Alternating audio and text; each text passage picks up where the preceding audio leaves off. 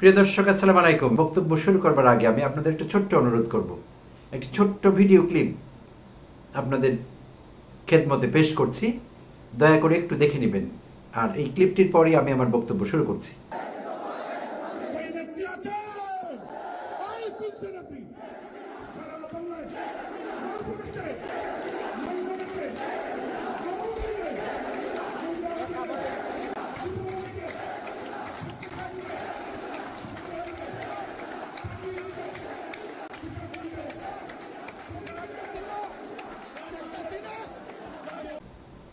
যা দেখা গেল, ঘটনাটি লন্ডনে, পূর্ব লন্ডনে রয়্যাল রিজেন্সি নামক একটি হোটেলের হল রুম ভাড়া করে গত সোমবার যুক্তরাজ্যের যে আওয়ামী লীগ আছে, আওয়ামী লীগের সংগঠন, সেই যুক্তরাজ্যের আওয়ামী লীগ সেখানে একটি সভা করছিল সোমবার দিন। আর যেখানে শেখ হাসিনা ভার্চুয়ালি যুক্ত হয়েছিলেন ভারত থেকে, দিল্লি থেকে, এবং 47 মিনিটের একটি বক্তব্য, ভিডিও বক্তব্য তিনি পেশ করেছেন। আর সেটি আপনাদের অনেকেই ইতিমধ্যে দেখেছেন। তা আমি সেই ভিডিওর কোনো ক্লিপ এখানে দিচ্ছি না। সো দেখেছেন আপনারা অনেকেই, আর দেবার প্রয়োজনও নেই।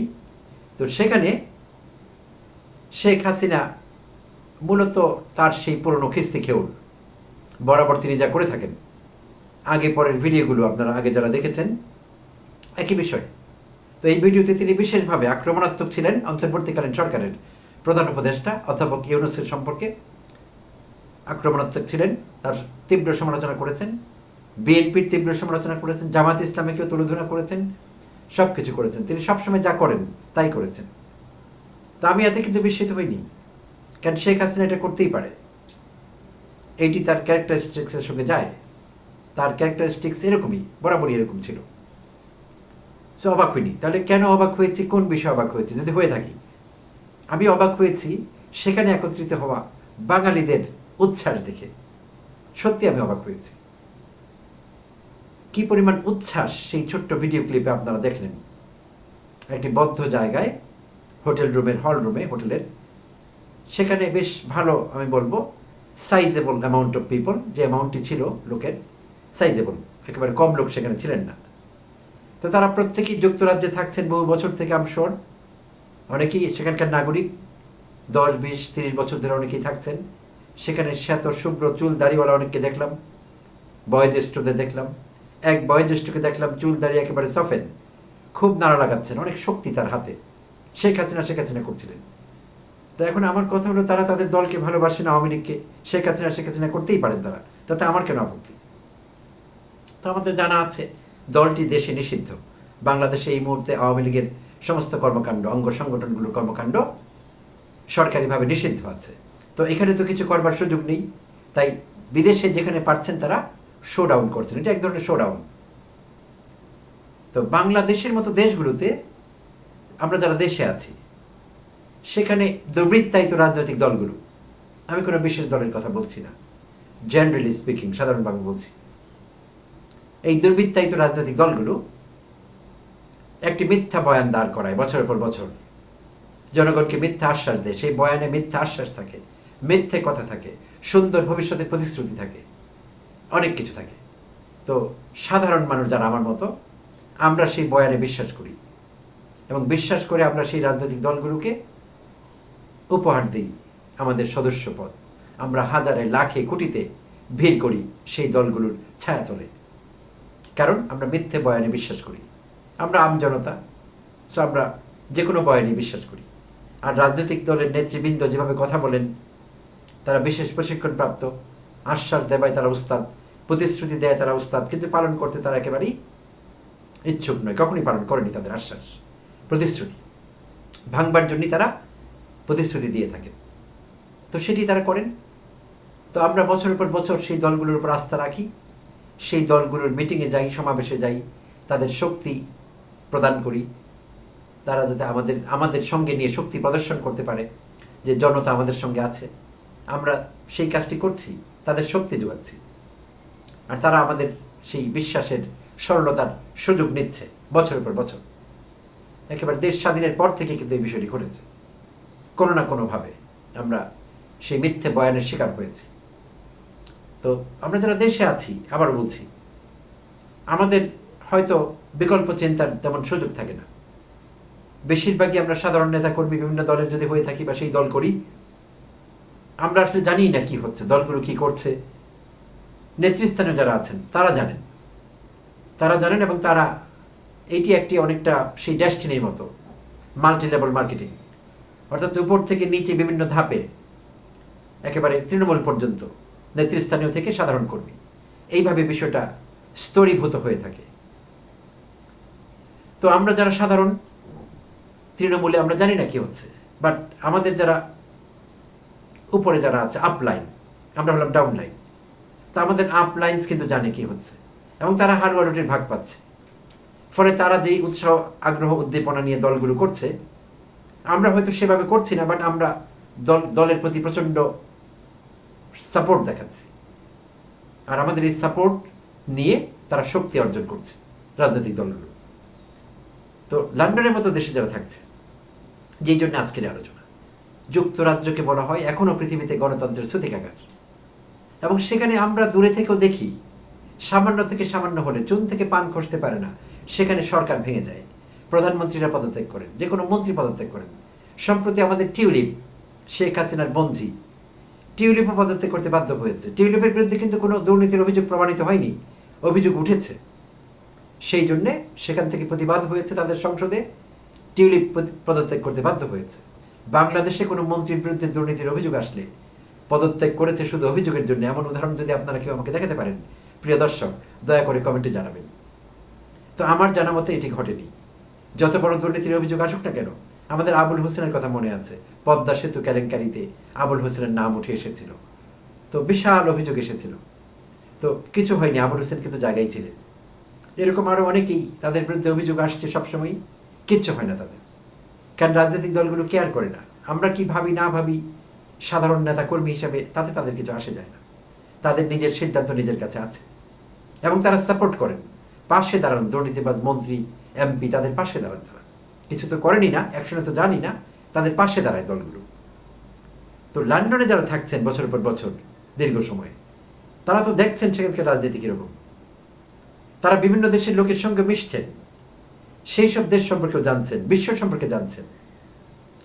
তো সেখানকার রাজনীতির সঙ্গে পরিচয় হওয়ার পর, সেইখানে রাজনৈতিক স্বচ্ছতা দেখার পর, ট্রান্সপারেন্সি দেখার পর এবং গণতান্ত্রিক প্রক্রিয়াগুলো কীভাবে ফলো করা হয় সেগুলো দেখার পর, বছরের পর বছর যুগ যুগ ধরে দেখার পর, তারপরও তারা হাসিনার জন্য এরকম একজন পিশাচ, এরকম একজন দুর্নীতিবাজ, এরকম একজন মিথ্যেবাদী, এরকম একজন কপট, তার জন্য এইভাবে সেই বয়স্ক লোকেরাও, শ্বেত শুভ্র দাড়ি গোফ চুলওয়ালা লোকেরাও এইভাবে নাড়া লাগাচ্ছিল, মনে হচ্ছিল যেন হাত পা ভেঙে যাবে।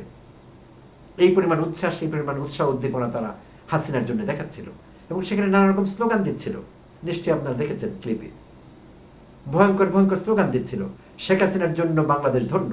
কি ভয়ঙ্কর কথা! জামানার শ্রেষ্ঠ পিশাচ, শ্রেষ্ঠ স্বৈরাচারী, শ্রেষ্ঠ মিথ্যাবাদী, শ্রেষ্ঠ কপট, এই হাসিনার জন্য এইভাবে তারা কথা বলছিল, তার জন্য নাকি বাংলাদেশ ধন্য। কি ভয়ঙ্কর কথা! এই লোকগুলো বাংলাদেশ, এটা ভাবতে আমার লজ্জা হয়। এই লোকগুলো এত বছর বিলেতে থাকছে, অন্তত তার প্রতি ভালোবাসা থাকলেও সেটা বুকে ধারণ করবে, চুপচাপ থাকবে, কারোর সঙ্গে প্রকাশ করবে না। কারণ হাসিনার যেসব অপকর্মের কথা প্রকাশিত হয়েছে, প্রকাশিত হচ্ছে, এইটি শুধু অন্তর্বর্তীকালীন সরকারের রিপোর্ট না, জাতিসংঘের নিরপেক্ষ তদন্তে উঠে এসেছে হাসিনার পৈশাচিক কর্মকাণ্ড। তো সেই হাসিনার জন্যে তারা কি করে এইভাবে স্লোগান দিতে পারে, কিভাবে এতটা উচ্ছ্বাস দেখাতে পারে, এটি ভয়ঙ্কর বিষয়। একেবারে দস্তুর মতো আমি অবাক হয়ে গিয়েছি এবং আমার বিস্ময়ের কোনো শেষ ছিল না।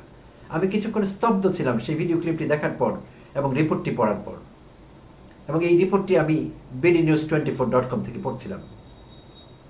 তো সেখানে আওয়ামী লীগের কেন্দ্রীয় কমিটির ওখানকার যারা যুক্তরাজ্যের আওয়ামী লীগের যে কমিটি আছে, তাদের কমিটির নেতৃবৃন্দ উপস্থিত ছিলেন, সাধারণ নেতাকর্মী উপস্থিত ছিলেন, বেশ ভালো অ্যামাউন্টে লোকেরা সেখানে ছিলেন।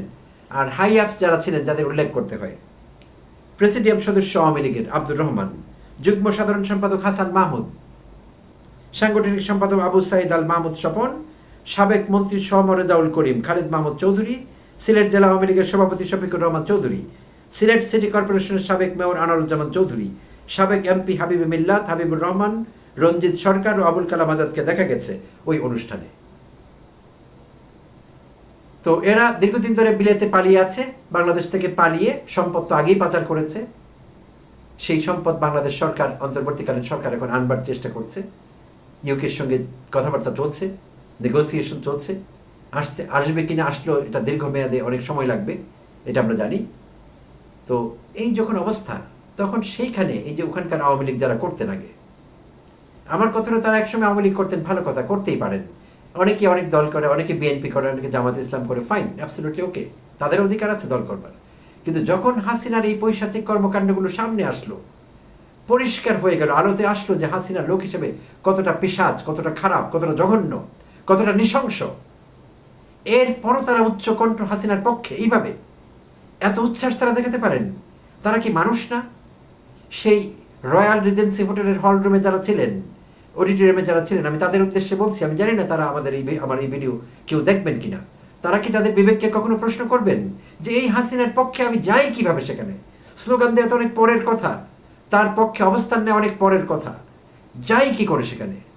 আমাকে যদি কেউ দেখে ফেলে যে আমি আওয়ামী লীগের একটি অনুষ্ঠানে এরকম গিয়েছিলাম যেখানে হাসিনা কথা বলেছে, হাসিনা ভিডিও বক্তব্য দিয়েছে, যদি আমাকে কেউ দেখে ফেলে, কি লজ্জার হতে পারে বিষয়টি? আমাকে কতটা অমানবিক ভাবতে পারে বাকি লোকেরা? এই লজ্জাটিও কি তাদের নেই? এই আশঙ্কা বা এই ভয়টিও কি তাদের মনে কখনো পয়দা হয়নি? কি করে সম্ভব হলো এটি? শুধু লন্ডনে কেন, অন্য দেশেও তারা এটি করছে। তো এখন আমার কথা হলো, এই উন্নত, তথাকথিত উন্নত দেশগুলোতে থাকার পরও তারা কি সেখান থেকে কিছুই শিখছে না? উন্নত দেশে থাকা মানে কি? সেখানকার কারেন্সি উপার্জন করা, সেই কারেন্সি দেশে পাঠিয়ে বাড়ি গাড়ি করা, দ্যাটস ইট, সিম্পল। ওখান থেকে ভালো কিছু শিখবার নেই। ওরা কি করে, ওদের কি অ্যাক্টিভিটিস, ওদের খারাপগুলো নিতে হবে না আমাদের? ওদের অনেক নেগেটিভস আছে জানি আমরা, কিন্তু ভালোও তো অনেক কিছু আছে। কিন্তু সেগুলো কি তারা নিয়েছে কখনো? নিচ্ছে? আফসোস। তারা হয়তো তাদের এই কর্মকাণ্ড চালিয়ে যাবেন, এবং তাদের এই উৎসাহ, উদ্দীপনায়, উচ্ছ্বাসে হাসিনার মতো লোকের আরও পিশাচ হয়ে ওঠে। হাসিনা জানে দেশে দেশে তার এরকম কিছু পাগল, উন্মাদ, সাইকোপ্যাথ ভক্ত আছে, আর সেই জন্যই হাসিনারা কখনো বদলায় না। হাসিনারা জানে যে এই ছাগলের 3 নাম্বারেরা, আমি যা বলবো, যত মিথ্যে কথাই বলি না কেন, যত মিথ্যে বয়ান দাঁড় করাই না কেন, এই ছাগলের 3 নাম্বারেরা আমার কথা আস্থা রাখবে, আমার জন্য নাড়া লাগাবে, আমার জন্য মরবে এবং মারবে। এই বিশ্বাস তারা পাচ্ছে হাসিনার মতো পেশাচেরা। ফলে তারা বদলাচ্ছে না, রাজনৈতিক দলগুলো বদলাচ্ছে না, দুর্বৃত্তায়ন বন্ধ হচ্ছে না। আফসোস। ভালো থাকবেন প্রিয় দর্শক।